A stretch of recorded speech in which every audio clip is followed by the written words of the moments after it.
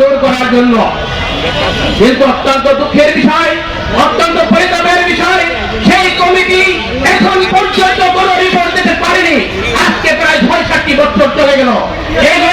এগুলি ছিল শুধু রোগ দেখানো এবং কর্মচারীদের মুনা ঘুরিয়ে রাখার মতো কমিটি ছিল। আমরা সরকারকে জানিয়ে দিতে চাই, আমরা এখন আর বোকা নয়। এখন একটি অফিস সহায়ক MA pass, degree pass, MA পাসের নিচে কোনো অফিস সহায়ক নেই। তাই এখন আর ধোকা দিয়ে পার পাওয়া যাবে না। আমাদেরকে প্রশাসন করে আমাদের সাথে বুঝিয়ে রাখা যাবে না। আমরা এখন আর বোকা নই।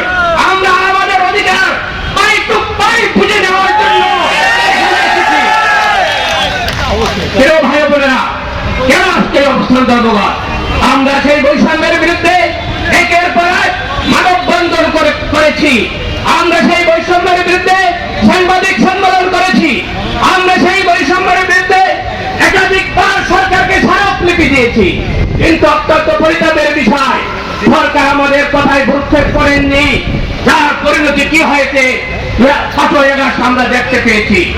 পরবর্তীতে যখন 5ই আগস্টের পরে বৈষম্যের বিরুদ্ধে আন্দোলন করে আমরা একটা বৈষম্যহীন সরকার পেলাম।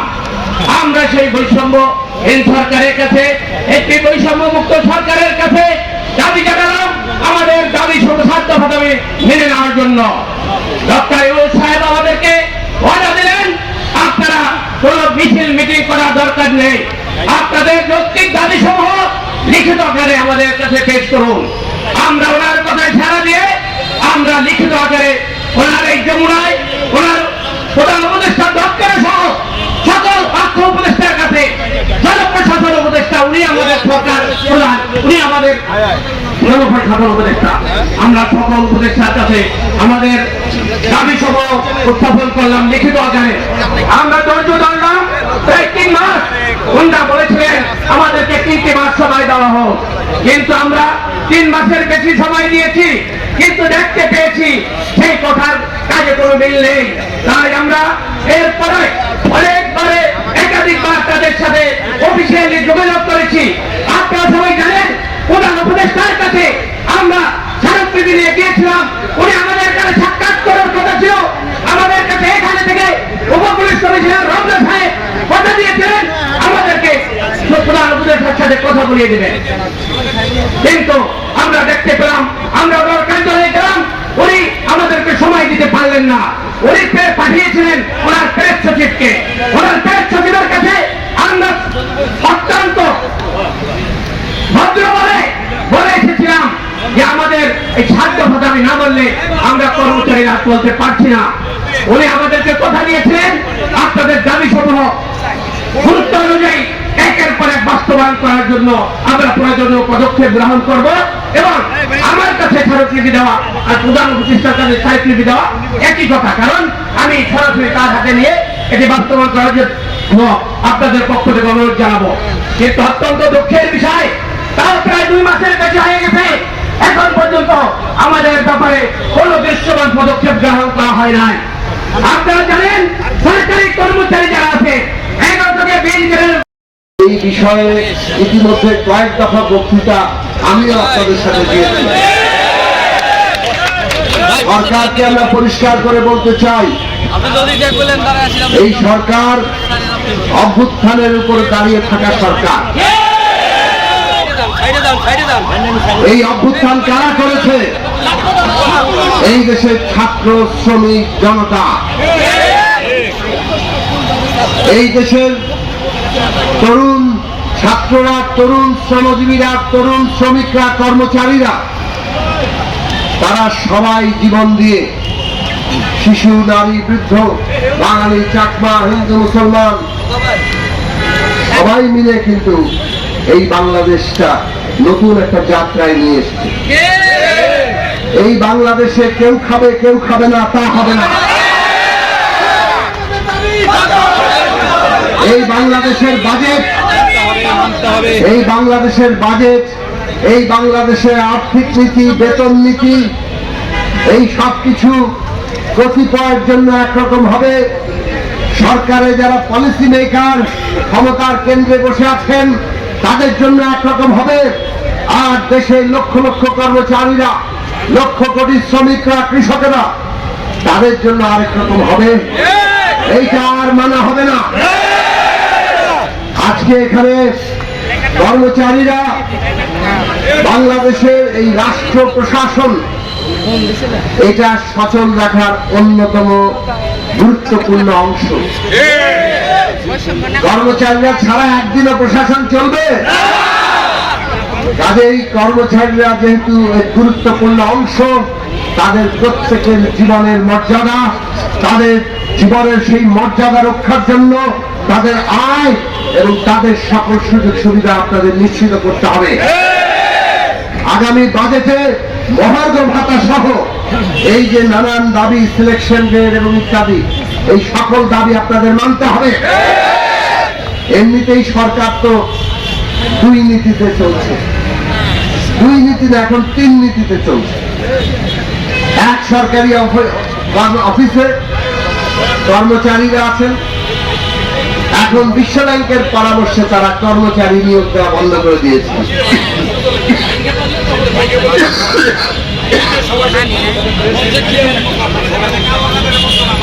তারা কি করছেন? আউটসোর্সিং করে লোক আনছেন। এই আউটসোর্সিং কর্মচারীদের জন্য আমরা লড়াই করছি। আউটসোর্সিং কর্মচারীরা তারা কি শ্রমিক নাকি তারা কর্মচারী? কোন স্বীকৃতি নাই। আপনাদের তো তার স্বীকৃতি আছে। আউটসোর্সিং কর্মচারীদের শ্রমিক হিসাবে স্বীকৃতি নাই। দেখছি না, আমি চট্টগ্রাম বন্দর বিদেশিদের দিলেই কিন্তু বাংলাদেশ বদলে যাবে না। কাজেই বাংলাদেশের ভবিষ্যৎ নীতি বদলাতে হলে বাংলাদেশের মানুষকে নিয়ে ভাবতে হবে। আর সেই মানুষ যারা উৎপাদন করে, শ্রমিক, কৃষক, যারা পুরো সমস্ত উৎপাদন প্রক্রিয়াটাকে চালু রাখে, কর্মচারীরা, তাদেরকে বাদ দিয়ে আপনারা যদি উন্নতি চিন্তা করেন, সেই উন্নতি ফাঁসিবাদীদের উন্নতির মতোই মানুষ হিসাবে মানুষের কাছে হাজির হবে। আগামী দিনে যাতে সেই উন্নতি, যে উন্নতিতে জনগণ আছে, সবাইকে নিয়ে উন্নতি, নতুন রাজনৈতিক বন্দোবস্ত মানে সবাইকে নিয়ে উন্নতি, নতুন রাজনৈতিক বন্দোবস্ত মানে সবাইকে নিয়ে এগিয়ে যাওয়া, বাংলাদেশকে এমন একটা গণতান্ত্রিক ভিত্তির উপর দাঁড় করানো যাতে প্রতিটি মানুষ সেই দেশে নিজের ভবিষ্যৎ এবং বিকাশ দেখতে পায়। সেই রকম বাংলাদেশের নীতি যারা নির্ধারণ করবে তাদেরকে আপনারা সমর্থন করেন, তাদের পেছনে রাজনৈতিক ভাবে সমবেত হন, যাতে বাংলাদেশ সত্যি সত্যি এত আত্মদানের পরে বদলাতে শুরু করে, পুরনো অবস্থা যাতে আবার গেড়ে বসতে না পারে। আপনারা আপনাদের লড়াইয়ে বিজয়ী হবেন যদি লড়াই চালিয়ে যান। আগামী বাজেট ঘোষণার মধ্যেই আমরা মহার্ঘ ভাতা সহ এই কর্মচারীদের দাবির প্রতিফলন দেখতে চাই। আপনাদের সবাইকে সালাম, ধন্যবাদ। আপনাদের আরো বেশি কষ্ট দিচ্ছে এইটা ভাবছেন না। আমি কয়েকদিন আগে দেখলাম কিছু ছাত্র তারা বিগত অধ্যক্ষের ভূমিকা পালন করেছিল, সেই ছাত্রদেরকে পুরস্কৃত করা হয়েছে। তারা সরকারে গেছে, তারা প্রধানের দাবি নিয়ে প্রধান উপদেষ্টার বাড়ি ঘেরাও করতে গেছে। ওদেরকে পুলিশ পিটায়নি, ওদেরকে পুলিশ গ্রেপ্তার করেনি, বরঞ্চ ওরা যে মিছিল করছিল, যেখানে সমাবেশ করছিল, সেই জায়গাতে সরকারের পক্ষ থেকে ট্রাক নিয়ে এসে ঠান্ডা পানি ছিটিয়ে পরিবেশটা যাতে ঠান্ডা থাকে তার ব্যবস্থা করা হয়েছে। দেখেছেন টেলিভিশনে? তো এই যে কর্মচারী যারা আমার সামনে বসে আছে, যারা সারা দেশের লক্ষ কর্মচারীদের প্রতিনিধিত্ব করে, এই কর্মচারীরা না যদি কাজ করে তাহলে দেশ চলবে? দেশের যদি উন্নতি করতে হয়, দেশের যদি ভালো করতে হয়, ডক্টর ইউনূস ঘুরে বেড়াচ্ছেন দিল্লি দিল্লি, মস্কো, ওয়াশিংটন, সারা পৃথিবী। কিন্তু কতখানি যে কাজ হচ্ছে তা ঠিক বুঝতে পারছি না। উনি আমাদেরকে বলেছিলেন যেখানে যাই কেউ তো আমাদেরকে ফিরিয়ে দেয় না, বরঞ্চ বলে আসো, কি চাই বলো, তোমরা দেশে গণতন্ত্র প্রতিষ্ঠা করছো, তোমরা নতুন সরকার, নতুন বাংলাদেশ করবে, কি লাগবে তোমাদের বলো। অথচ আমরা দেখলাম IMF তার তৃতীয় এবং চতুর্থ কিস্তি বন্ধ রেখেছিল এবং শেষ পর্যন্ত IMF যে শর্ত দিয়েছে সেই শর্ত মেনে সরকার টাকা। আমি সন্দেহ তৈরি করবার জন্য কথাটা বলছি না, কিন্তু এই কথা বলি, ফুটবল প্লেয়ার ক্রিকেট খেলতে নেমেছে, ও ভালো পারে না, আমরা সতর্ক করছিলাম।